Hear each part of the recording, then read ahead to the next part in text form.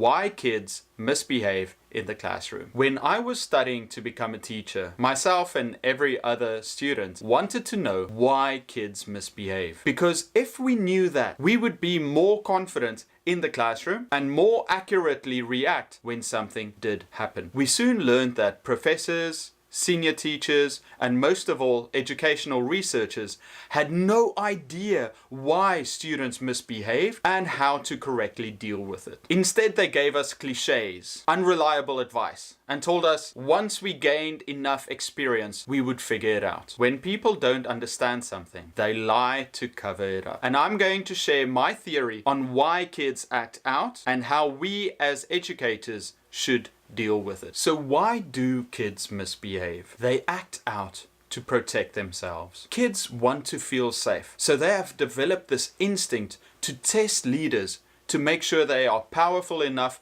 to make good decisions, have self-belief, and lead the group to a prosperous future. Thousands of years ago, if you had a bad leader and they made a horrible decision, that could destroy the tribe. You could get eaten by wild animals, you could get attacked by another tribe. Therefore, we have to test our leaders to make sure that they are competent and reliable. You have to remember that public schooling has only been around for 150 years. Compare that to how humans have evolved over thousands and thousands of years to have that instinct to survive. And children, as the most vulnerable part of society, has also learned how to survive by testing their leaders. But you might think, Eric, stop. Not all my students challenge me. I've got some well-disciplined, gorgeous children that are just a treasure in class. The whole nurture versus nature argument. Someone that comes from a good home's needs have already been met, and they've already learned that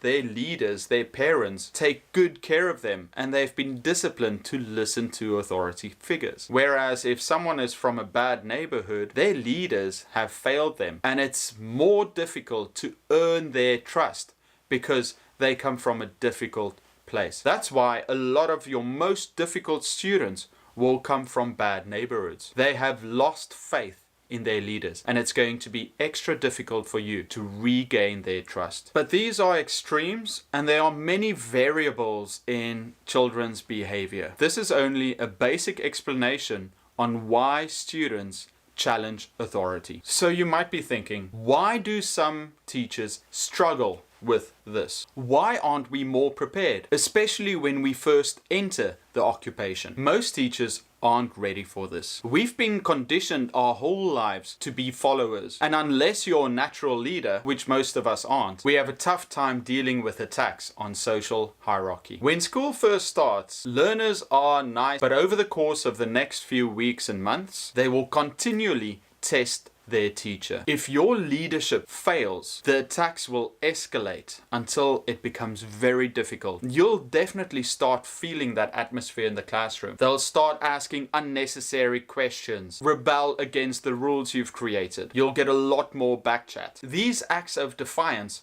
are to check the reaction of the teacher. And every time the teacher fails, they'll fall lower in the pecking order and the student will take a more dominant role. Okay, Eric, I understand that students challenge teachers. So how do I deal with these tests? Most advice columns and teaching blogs suggest building close relationships with your students. Earn their trust, make them like you, and let them understand that you are in this together. Yes and no. You cannot like someone you don't respect. Building a personal relationship with students is a fundamental part of being a good teacher, but it has to come from the right place. You as the leader making good decisions for your class. They have to invest in you and trust you to lead them into a prosperous future. The problem is that it's a very nuanced point to say, create a good relationship with your students. Because most teachers believe,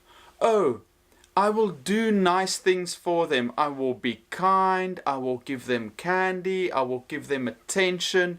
My classroom will be filled with love. And if you offer that to them without leadership, that will only last a short time. Because your value isn't that of a strong, powerful leader showing them the way. It is that of a follower doing nice things for them. You cannot be a great leader without gaining the respect of your students first and then showing them love second. Imagine you go to a girl and you ask her, what is your idea of the ideal man? She might say something along the lines of, I want someone that takes care of me, that's sweet and kind, and that listens to me. In the minds of most guys, they will think, oh, that's all I need to do.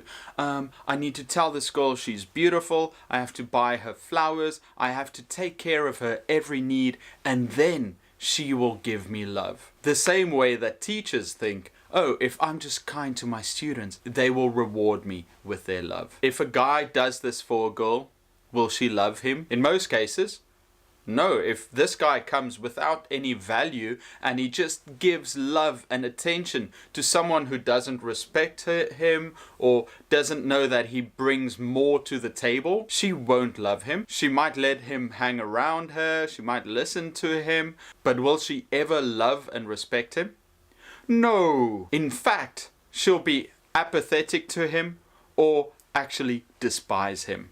And it's the same for kids. If you don't bring value and then care, they will only see you as a follower and not a leader in the classroom. Okay, so you understand the behaviorist concept. Children will challenge you to make sure you are a good leader. And they will continue to do that as long as you are in education. You've got to expect it. Now here's the magic pill. When you get tested by a student, don't take it personally. Don't think, oh, the student is attacking me. They're trying to push me down. You have to see that as an opportunity. Every single time a student rebels or gives you a bad answer or disrespects you, you've got to be happy. You've got to say, listen, finally, another chance to show the class that I am the one in control. Be happy every time a student does something bad, because that's an opportunity to make yourself even stronger in the eyes of your students. Make that shift. Every time something bad happens, be happy, face it strong.